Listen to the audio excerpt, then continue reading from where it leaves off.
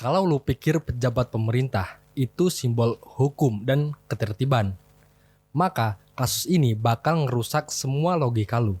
Karena di Vietnam ada satu pejabat yang diam-diam merekam tindakan kekerasan yang dia lakukan sendiri. Ini dia, kisah The Vietnamese Butcher.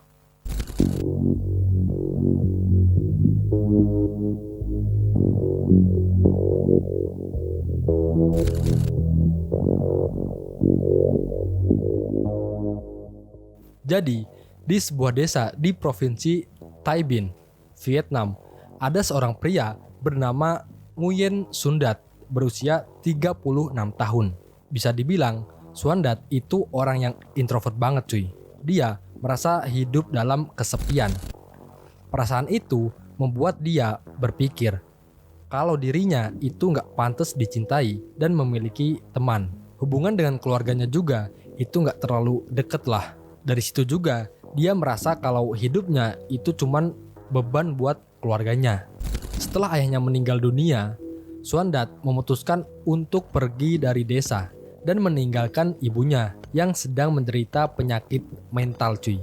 Akhirnya dia memutuskan untuk tinggal di wilayah Hanoi dan bekerja sebagai penjual ikan di pasar Pung Quang. Karena Xuan Dat ini orangnya introvert, pada saat bekerja dia nggak terlalu banyak interaksi nih dengan penjual lain. Di waktu yang sama, ternyata dia udah lama nih ingin mengakhiri hidupnya. Perlu kalian ketahui nih cuy. Jadi, Xuan Dat ini punya keinginan yang aneh. Biasanya, kebanyakan dari orang itu mengakhiri hidupnya secara diam-diam lah atau bersembunyi. Nah, berbeda nih dengan Xuan Dat. Jadi, dia pengen ada seseorang yang dapat membantu rencananya tersebut. Dan anehnya, dia nggak cuma pengen dieksekusi. Dia juga ingin dieksekusi sambil merasakan orgasme. Gila. Parah banget sih fantasi yang diciptakan sama pikiran dia cuy.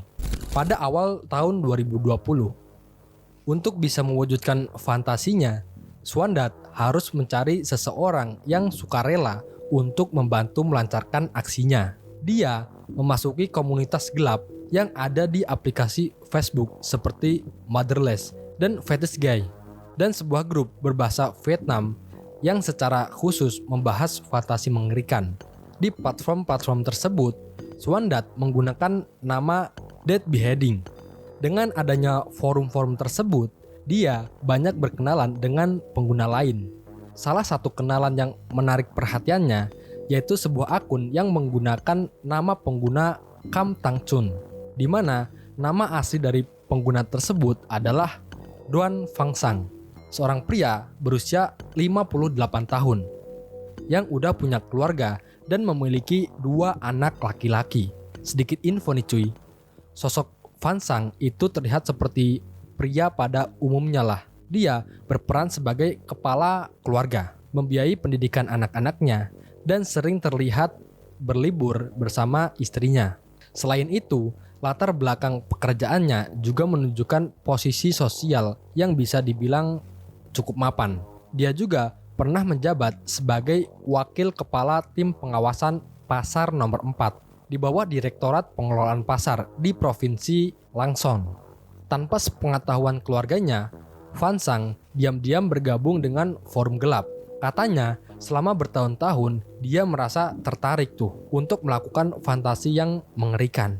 Setelah berkenalan di forum gelap tersebut, Xuan Dat dan Fang Sang mulai berkomunikasi melalui pesan pribadi nih.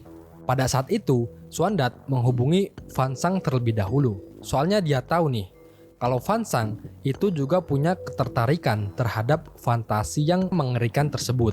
Dalam pesannya itu, Xuan Dat langsung mengungkapkan kalau dia memiliki ketertarikan yang berlebihan terhadap aksi decapitation dan meminta bantuan Fang Sang untuk bisa menjalankan rencananya. Bahkan, Xuan Dat juga memancing Fang Sang nih, kalau dia bersedia untuk mengeksekusinya, Fang Sang bisa mewujudkan ketertarikannya terhadap aksi pemisahan tersebut. Tapi pada saat itu, Fang Sang menolak permintaan tersebut. Dia menegaskan kalau dirinya itu cuman pengen menikmati forum itu aja, nggak lebih, tanpa terlibat langsung dalam aksi nyata. Terlebih lagi, dia masih memikirkan karirnya yang cukup terpandang itu. Meskipun begitu, Swandat tetap aja nih menggoda Fansang dengan berbagai cara agar dia mau membantu Swandat menjalankan rencananya. Dia juga sering mengirimkan foto-foto korban yang udah terpisah-pisah ke Fansang dengan tujuan agar mendorong gairahnya cuy. Bahkan Swandat terus memposting tulisan di forum gelap tersebut. Intinya kalau dia itu pengen segera dieksekusi dan siap dijadikan layaknya seperti hewan. Lah.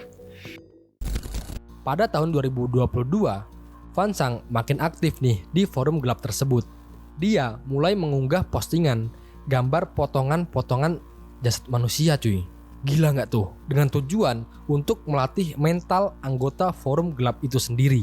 Di tahun yang sama, Fansang diketahui pernah mencoba membeli bagian tubuh manusia dari situs ilegal atau dark web lah, semata-mata untuk memuaskan rasa penasarannya.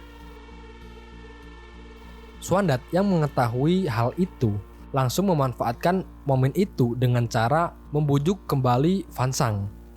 Pada saat itu, Swandat mengirimkan pesan lagi nih cuy. Aku ingin meninggal di puncak kenikmatan. Dan aku ingin dimakan setelah aku tiada. Gelo, anjir. Sampai pada pertengahan tahun 2024, Swandat itu menawarkan uang kepada Fansang, yaitu sebesar lebih dari 10 juta dong Vietnam. Uang tersebut ditunjukkan untuk menyewa lokasi eksekusi yang dia usulkan, yaitu di kantor tempat Fansang memiliki akses, yaitu di gedung Departemen Pengelolaan Pasar. Tawaran itu membuat Fansang tergiur cuy. Soalnya dia merasa memiliki akses penuh nih ke gedung tersebut. Fansang mulai bertanya nih kepada Swandat soal detail keinginan dia, seperti posisi tubuh dan alat apa yang akan digunakan pada saat eksekusi berlangsung. Swandat langsung menjawab kalau dia ingin dieksekusi menggunakan golok yang akan dia bawa sendiri. Dan akhirnya Fansang setuju tuh sama permintaannya Swandat dan langsung menentukan tanggal 25 Januari 2025 yang bertepatan dengan libur tahun baru Imlek. Karena Fansang tahu nih kalau gedung itu akan sepi selama 5 hari. Sampailah pada hari yang udah ditunggu-tunggu sama mereka cuy. Pada saat itu Swandat datang ke tempat yang sudah ditentukan sekitar jam 5 sore nih. Dengan rasa puas, dia langsung berjalan menuju kantor Fansang sambil membawa 2 buah golok di tangannya.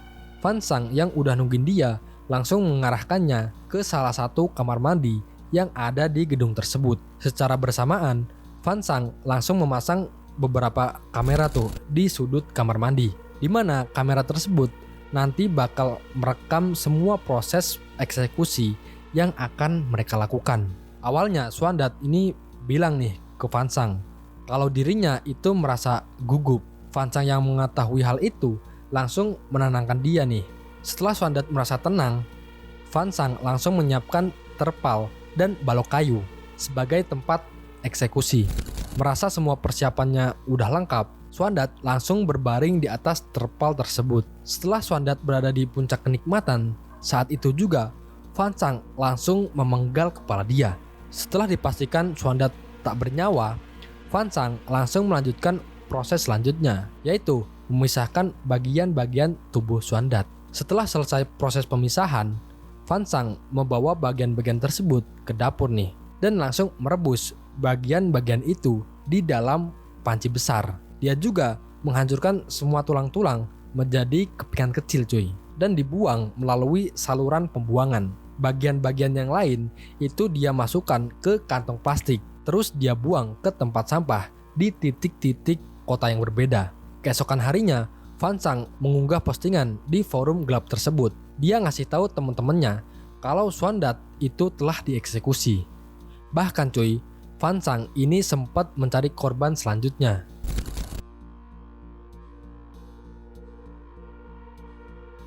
Kasus ini meledak secara internasional setelah video tersebut tersebar di situs Watch People Die dengan nama The Vietnamese Butcher.